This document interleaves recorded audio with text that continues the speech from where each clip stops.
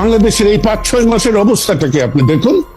না, সেই জন্য তো আওয়ামী লীগ দায়ী, সেই জন্য তো আওয়ামী লীগ দায়ী, সেই জন্য তো আওয়ামী লীগের 15 বছরের দুঃশাসন দায়ী, প্রতিষ্ঠানগুলিকে ধ্বংস করা হয়েছে, পুলিশ, সেটা বলছি, পুলিশ আমলাতন্ত্র, আমি তো স্বীকার, হ্যাঁ, কিন্তু নেতৃত্ব যিনি আসছেন ডক্টর ইউনূস তো নেতৃত্ব দিতে পারছেন না। শেখ হাসিনা কি নেতৃত্ব দিতে পেরেছেন জনাব সিদ্দিকী? আপনি কি আমাদের বলবেন শেখ হাসিনা তো লুটপাট ছাড়া আর কি নেতৃত্ব দিচ্ছেন? আপনি আমাদের বলেন। আমি তো বলি নাই যে শেখ হাসিনা ভালো কিছু করেছে, আপনি কিন্তু শেখ হাসিনা দেশটাকে একটা স্থিতিশীল অবস্থায় রেখেছিলেন, সকল কায়েমি স্বার্থবাদীদেরকে সুবিধা বন্টন করে একটা ব্যবস্থা রেখেছিলেন। এইখানেই তো আমার প্রশ্ন, যে 5ই আগস্টকে যারা বলেন বিপ্লব অভ্যুত্থান, আমি বলি না, এটা বিস্ফোরণ।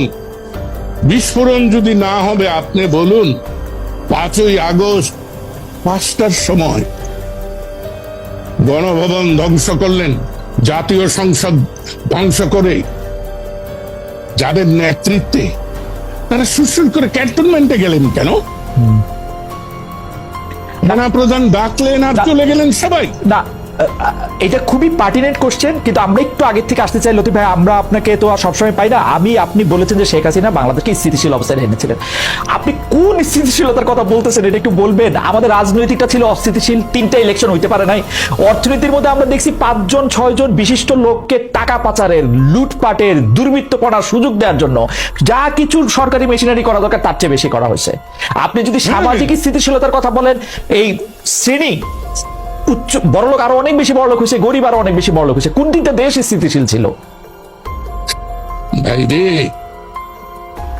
আপনি তো বলছেন, আমরা তো, আমি যদি বলি দুইটা সামরিক শাসন, এটার 2টি সামরিক শাসন যদি না আসতো, একটা গণতান্ত্রিক পরিবেশ যদি বিরাজ করত, 75 যদি জাতি রাষ্ট্রের পিতা বঙ্গবন্ধু শেখ মুজিবুর রহমানকে হত্যা করা না হতো, তাহলে আজকের অবস্থার সৃষ্টি হতো কিনা তাতে আমার সন্দেহ আছে। তাই শেখ হাসিনা তো বাতিল মাল, সে গণদুশ্মন, এতে আমার কোনো কথা বলতে লজ্জা নাই, এবং তার সঙ্গে কাজ করেছি সেজন্য আমি অনুতপ্ত অবশ্যই। কিন্তু আমি ইতিহাস তো স্বীকার করবো না, আমি ইতিহাসকে বিকৃত করব না। অনেকেই তো আওয়ামী লীগ করেছেন। জি, হ্যাঁ, জি, আওয়ামী লীগের মতো দল। আচ্ছা, আমি একটা অন্য প্রশ্ন করি লতিফ ভাই, আওয়ামী লীগের মতো একটা দল যে এখন মুখ দেখাইতে পারতেছে না, আওয়ামী লীগ যারা সর্বশেষ করছে, আপনি বিশ্বাস করবেন না, আমি যারা বিদেশেও রয়েছে তাদের কাছে বারবার বলতেছে আপনারা এসে আপনাদের কথা বলেন, তারা এইখানেও মুখ দেখাতে পারতেছে না, যেটা একটা ভালো জায়গা ছাড়া, দেশে তো দূরে থাক।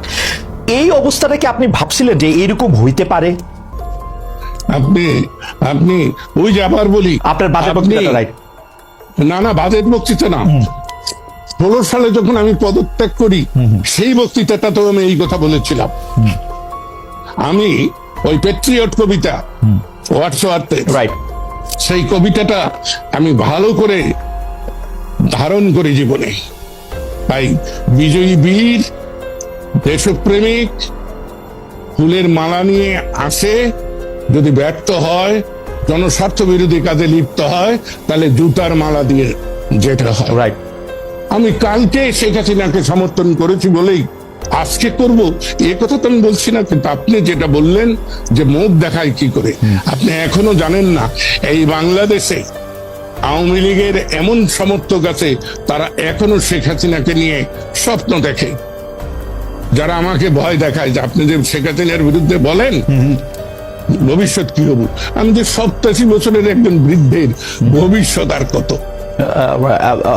Absolutely, absolutely. আচ্ছা, জনাব লতিফ সিদ্দিকী, আপনি দীর্ঘকাল ধরে শেখ পরিবারকে জানেন, চেনেন, আপনার সাথে আওয়ামী লীগেরও একটা নিবিড় সম্পর্ক রয়েছে। আপনি আমাকে বলেন তো, যেই লিডার কোন রকম কোনো আগের থেকে পরের থেকে কিছু না বলে দেশের তার যারা সাপোর্টার তাদেরকে বিপদে ফেলে, শুধুমাত্র উনি যাদেরকে তাদের পরিবারের অংশ মনে করেন তাদেরকে হিন দিয়ে, শেখ তাপসকে আগে চলে যেতে বলছেন, তার আত্মীয় স্বজন আগে চলে যেতে বলছেন, শেখ রেহানার বিয়ার আগে চলে গেছেন, উনি চলে গেছেন, তাকে নিয়ে আর মানে ভাবনাটা কি, আর মানে এটা কারণটা কি? আমার তো মনে হয় আওয়ামী লীগের থেকে দাবি তোলা উচিত শেখ হাসিনার শাস্তির ব্যাপারে। আপনি এটাতে কিভাবে দেখেন? মানে এটা কিরকম? এটা একটু উল্টা কথা হইতেছে না যে আপনি তাকে নিয়ে স্বপ্ন দেখতেছে আওয়ামী লীগের লোকজন? তিনি তো সব জানতেন। আপনার মনে আছে, কালো কাপড়, কালো শাড়ি পরে তিনি বোধহয় জুলাই মাসের 20 না 21 Right. তারিখে একটা বক্তৃতা করলেন। হ্যাঁ, আমি সেদিনই ধরে নিয়েছি। আর আরো একটা কথা বলি, পাকিস্তানে বলুন আর বাংলাদেশে বলুন, যতবার জরুরি আইন জারি হয়েছে তখনই দেখা গেছে সরকারের পতন হয়েছে। ওকে, আপনি হিসাব করে দেখেন, ওকে, 1969-এর গণ আন্দোলনে যেদিন জরুরি আইন জারি হয়েছে তার 15 দিনের মধ্যে আইয়ুবের পতন হয়েছে। জিয়া নিহত হয়ে সম্মানের সঙ্গে গেছেন। এরশাদ জরুরি আইনের 21 দিন পরে তিনি ক্ষমতাচ্যুত হয়েছেন। খালেদা জিয়া জরুরি আইন ঘোষণার কয়দিন পরে গেছেন আমার খেয়াল নাই। তো উনি 20 জুলাই জরুরি আইন জারি করেছেন, 5ই আগস্ট চলে গিয়েছেন। ওকে, ওকে। ইয়া লতিফ ভাই, আমি আমি আমি আমি আপনাকে অন্য প্রশ্ন আমার কিউ করা আছে, কিন্তু দর্শকদের একটা প্রশ্ন আপনাকে একটু যদি একটু আপনি জবাব দেন, সেটা হলো যে আপনি আওয়ামী লীগের ভবিষ্যৎ কি দেখেন? খুব সংক্ষেপে যদি একটু বলেন যে একটা আওয়ামী লীগের ভবিষ্যৎ কি আসলে। এ ব্যাপারে আমার স্পষ্ট বিমত। মুসলিম লীগের ভবিষ্যৎ যা হয়েছে, মুসলিম লীগ পাকিস্তানের স্রষ্টা বলে দাবিদার, ভারত রাষ্ট্রের প্রতিষ্ঠাতা বলে কংগ্রেস দাবিদার, কংগ্রেসের আজকে যে অবস্থা হয়েছে, তাই বাংলাদেশ প্রতিষ্ঠার দাবিদার আওয়ামী লীগের একই ভবিষ্যৎ। কারণ তার প্রয়োজন ফুরিয়ে গিয়েছে। Okay. যেমন আমার কিন্তু প্রয়োজন ফুরিয়ে গিয়েছে। আমি যতই চেষ্টা করি, 50 বছর বয়সে যা পেরেছি আজকে তা পারবো না।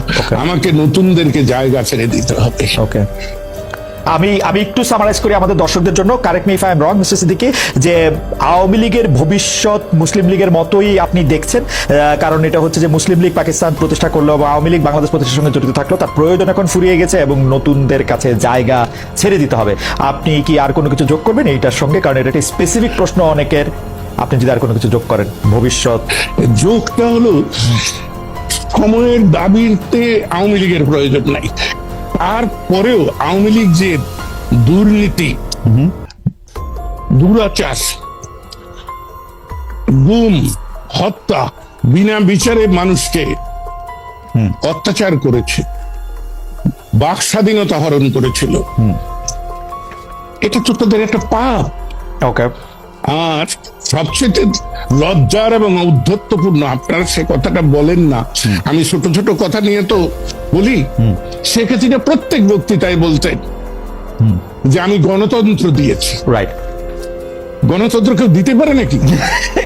এর চাইতে বড় ঔদ্ধত্য। এবং এই কথাটা হচ্ছে একদমই, আমি গণতন্ত্র দিয়েছি বললেই বোঝা যায় যে এই দেশে গণতন্ত্র নাই আসলে।